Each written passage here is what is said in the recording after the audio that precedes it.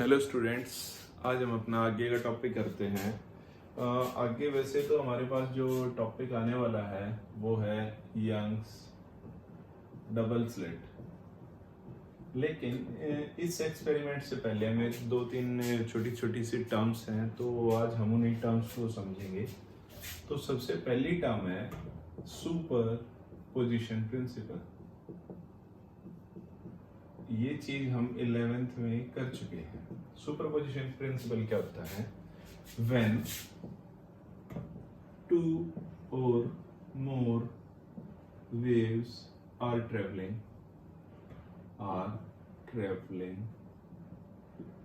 in same phase and superimpose on each other, then a new wave is formed।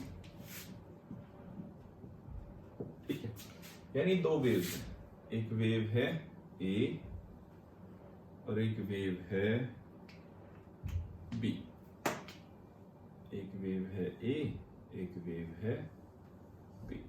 जब ये दो waves हैं ए और बी और ये एक ही मीडियम में चल रही है, तो ये क्या करेंगे? एक दूसरे के ऊपर सुपर इम्पोज करेंगे, तो एक नई वेव बनेगी। वो कैसे बनेगी?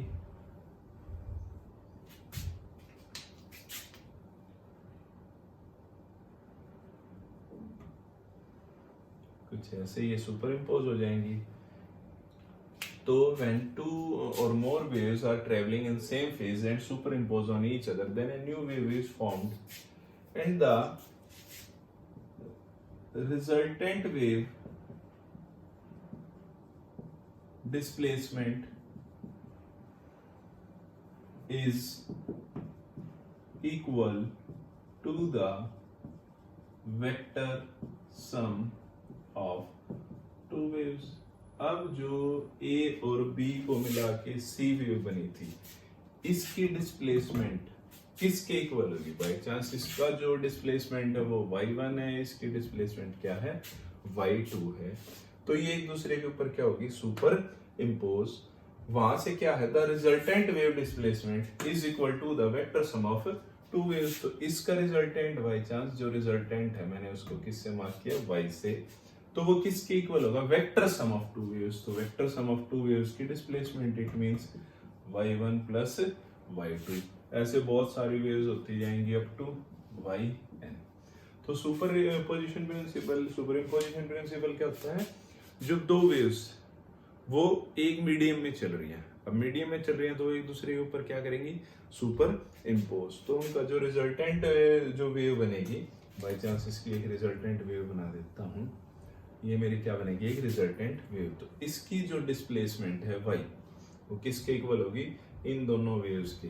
बाई चांस यहां तक थी y1, यहां तक थी y2। तो y1 plus y2 is equal to y। ये तो मैंने दो एग्जांपल, ये दो, इसलिए y1 प्लस y2। अब इसकी कंडीशंस क्या है? अब इसकी कंडीशंस क्या है? Vector sum of two waves if the phase difference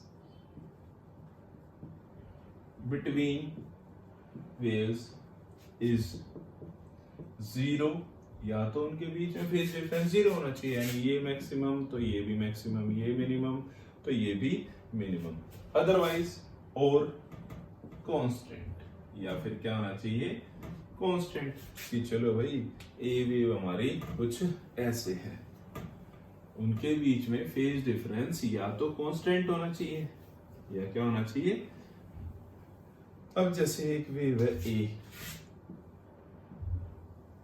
और एक वेव है बी, आप लोग भी जानते हैं जब ये मैक्सिमम है, ये मिनिमम है, ये मिनिमम है, ये मैक्सिमम है, ऐसे।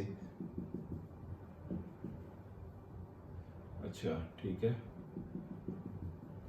अब देखो, जब एक क्रस्ट और एक ट्रफ मिलेगा, this is wave A, this is wave B. हम जानते हैं कि दोनों का अगर एम्पलीट्यूड सेम होगा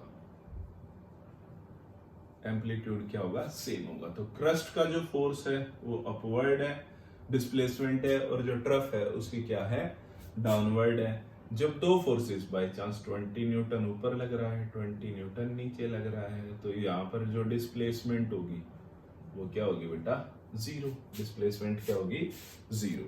तो अगर फेज डिफरेंस 90 डिग्री है तो जो रिजल्टेंट वेव आएगी वो क्या आएगी, एक स्ट्रेट लाइन। तो सुपर इम्पोज तो वो जरूर करेंगे, मगर कब, जब वो क्या होनी चाहिए, सेम मीडियम में। किसमें होनी चाहिए, सेम मीडियम में। ठीक है, तो सुपरपोजिशन प्रिंसिपल समझ आया कि हाँ भाई। अब देखो इसके लिए एक कंडीशन और, सबसे पहली चीज हम कर चुके हैं, दूसरी क्या होनी चाहिए, बोथ और ऑल वेव्स आर जनरेटेड या formed from same source of light, from same source of light. या तो वो सेम सोर्स ऑफ लाइट से होनी चाहिए, otherwise same frequency and wave length. या तो फिर अगर उनका सोर्स डिफरेंट है तो उन दो वेव्स के बीच की जो वेव लेंथ या फ्रीक्वेंसी है वो क्या होनी चाहिए, सेम। फेज डिफरेंस एक्सेप्ट हो जाएगा, लेकिन वेवलेंथ और फ्रीक्वेंसी क्या होनी चाहिए, सेम। अब वो सेम सोर्स से ही आती है मोस्टली, लेकिन कई बार हम एक्सेप्शन ले लेते हैं कि सर क्या पता हमारा जो सिस्टम है वो दो अलग सिस्टम हो जाए और उनमें से दो अलग अलग वेव आए। तो वो सुपर इम्पोज तब करेंगी जब उनके बीच में जो उनकी वेव लेंथ है और उनकी फ्रीक्वेंसी है वो क्या होगी, सेम। अदरवाइज वो सुपर इम्पोज एक दूसरे के ऊपर नहीं करेंगे और मेरा रिजल्टेंट क्या हो जाएगा, जीरो। ठीक है, उसके बाद आ जाते हैं next point, coherent sources. Coherent source अलग पता चल रहा है, को educational school, co operative society, को इंसिडेंस। ये क्या होता है, को का मीन्स ही क्या होता है, जब दो चीज क्या हो, कॉमन हो। जैसे को एजुकेशनल, वो एजुकेशनल स्कूल जिसमें बॉयज और गर्ल्स क्या इकट्ठे पढ़ते हैं। कोऑपरेटिव सोसाइटी यानी एक हम प्राइवेटली भी उस सोसाइटी को मैनेज कर रहे हैं और एक गवर्नमेंट भी हेल्प कर रही है। को इंसिडेंस यानी आज सुबह अगर मेरे घर पे आलू के परांठे बने तो आपके घर भी आलू के परांठे बने हैं, तो ये क्या हुआ हमारे साथ, को इंसिडेंस। यानी जो मेरे साथ हुआ वो सेम आपके साथ होना चाहिए। तो coherent source, the light emits from same source but constant phase difference और zero phase difference। यानी कोरेंट सोर्सेज क्या होते हैं, वो सोर्सेज जिनमें से लाइट या तो फेज डिफरेंस कांस्टेंट दे के भेजे या उनका फेज डिफरेंस क्या हो, जीरो। अदरवाइज उनके बीच का जो कोरेंट सोर्स होंगे उनके बीच का क्या रहेगा कि हाँ भाई वेवलेंथ और फ्रीक्वेंसी मुझे क्या रखनी पड़ेगी, सेम। ये बहुत ही छोटा सा था, इसके लिए कुछ कंडीशंस हैं। तो सबसे पहले coherent source by chance different source हो तो पहली condition, source must emits monochromatic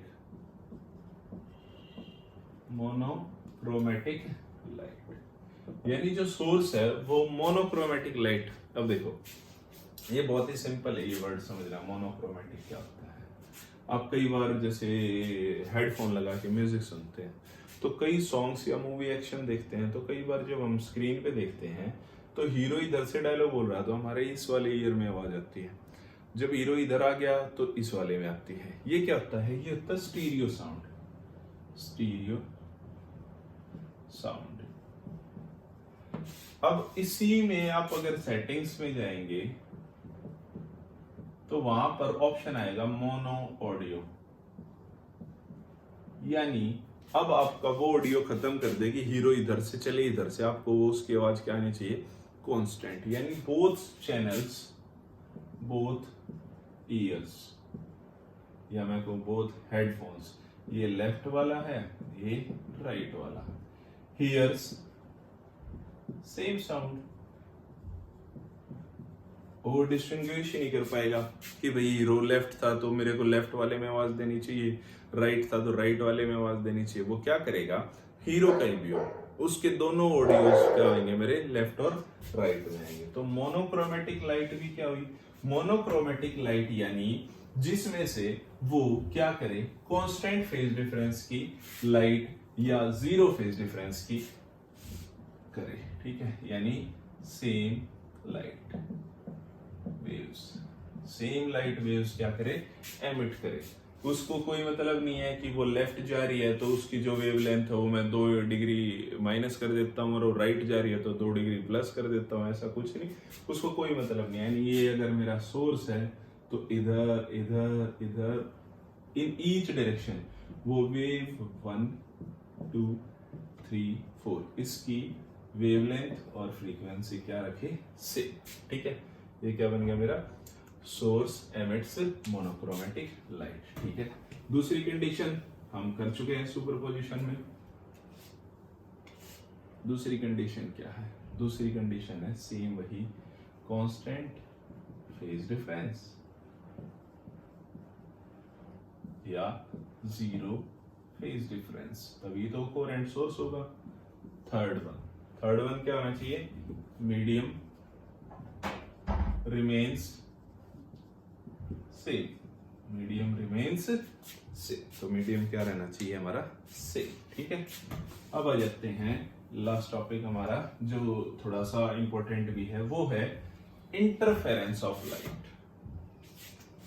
third topic है interference of light, the phenomena of redistribution of light in a new wave, the redistribution of light energy in a new wave after superimpose on each other, यानी दो waves, यहां से एक wave आ रही थी, इस बार हम उनका पाथ डिफरेंस ले लेते हैं। इस वेव की डायरेक्शन ये थी, इस वेव की डायरेक्शन ये थी, एक दूसरे के ऊपर क्या हुई, सुपर इम्पोज हुई, ये एक दूसरे के ऊपर क्या हुई, सुपर इम्पोज हुई, ठीक है। तो मैं इसको कुछ ऐसे बना देता हूं,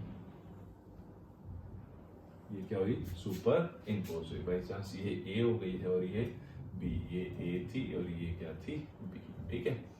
तो ये वाली तो इस जो मेरा सेंटर है इससे इधर आ गई और बी वाली उधर आ गई। तो ये जो इनकी एनर्जी थी, एनर्जी बाय चांस इसकी थी 20 जूल इस वेव की, और बी की थी बाय चांस 17 जूल। तो ये दोनों जब कुछ सेकंड के लिए इस पार्ट में, रेड कलर से मार्क कर देता हूं, इस पार्ट में जब ये एक दूसरे के ऊपर से ऊपर इम्पोज हुई, तो जब क्रस्ट के साथ और ट्रफ के साथ मैच हुआ, तो इनकी जो एनर्जी थी वो क्या हुई, एडिशन में, यानी अब कुछ ना कुछ ऐड हुई। तो उस टाइम क्रस्ट की एनर्जी प्लस क्रस्ट की एनर्जी कितनी होगी, 20, एक की थी 20 और एक की कितनी 17, तो टोटल एनर्जी कितनी होगी मेरी 37 joule for a millisecond, ठीक है। तो यही phenomena, redistribution of energy when two waves of same source from same source और सेम फ्रीक्वेंसी और सेम लेंथ की जो दो वेव्स हैं एक दूसरे के ऊपर सुपर इम्पोज होंगी, तो उनकी जो एनर्जी है वो दोबारा से रीडिस्ट्रीब्यूट हो जाएगी, तभी तो वो वेव की हाइट या डेप्थ बढ़ेगी। तो इस फिनोमिना को मैं क्या बोलूंगा, इंटरफेरेंस ऑफ लाइट।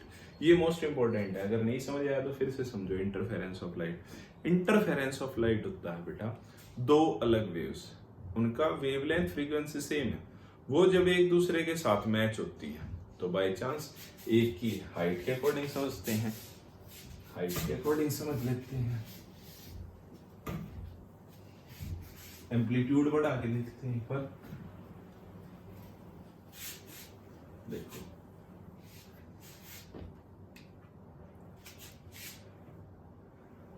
एक वेव थी बाय चांस 3 सेंटीमीटर की हाइट पे। ये 3 सेंटीमीटर का एम्पलीट्यूड, ये मैं हाइट के अकॉर्डिंग नॉर्मल लॉजिक वाला क्वेश्चन ले रहा हूं कि हाँ भाई 3 सेंटीमीटर उसका एम्पलीट्यूड था उसकी मेन पोजीशन से, ठीक है। यानी इसके अंदर कुछ ऐसी एनर्जी थी जो इसको डिस्प्लेस कर रही थी अपनी मेन पोजीशन से कि आप 3 सेंटीमीटर अवे जाइए, ठीक है। उसी टाइम इसके ऊपर एक वेव और सुपर इम्पोज होगी और उस वेव की जो डिस्प्लेसमेंट थी, फेज डिफरेंस मैंने 0 दिया है, ठीक है, फेज डिफरेंस मैंने क्या दिया है 0। और इस रेड वाली की जो डिस्प्लेसमेंट थी वो थी बाय चांस 1.1 सेंटीमीटर, ठीक है। देखो फ्रीक्वेंसी सेम है, वेवलेंथ भी सेम है, क्या हुआ एम्पलीट्यूड डिफरेंट है। एम्पलीट्यूड क्या है, चेंज है। शायद इसको इतनी एनर्जी मिल रही है कि आप सिर्फ अपनी मेन पोजीशन से कितना जा सकते हैं 1.1। जब ये एक दूसरे के ऊपर सुपर इम्पोज होंगे तो एक नई वेव फॉर्म होगी और वो जो नई वेव की जो हाइट होगी वो कितनी होगी 4.1, यानी रीडिस्ट्रीब्यूशन ऑफ एनर्जी। भाई वो एनर्जी तो है जो इस पे फोर्स लगा रही है कि आपको अपनी मेन पोजीशन से कितना जाना 3। अगर यही चीज मैं इस वेव को फिर से बनाता हूं, फिर से जो मेरी ब्लैक वाली है वो कितनी है 3 सेंटीमीटर और फेज डिफरेंस आ जाता है 90 डिग्री का। बाय चांस मैं इसका 1 मिनट के लिए ऐसे बना देता हूं, ठीक है। और रेड वाली का फिर से कितना है 1.1।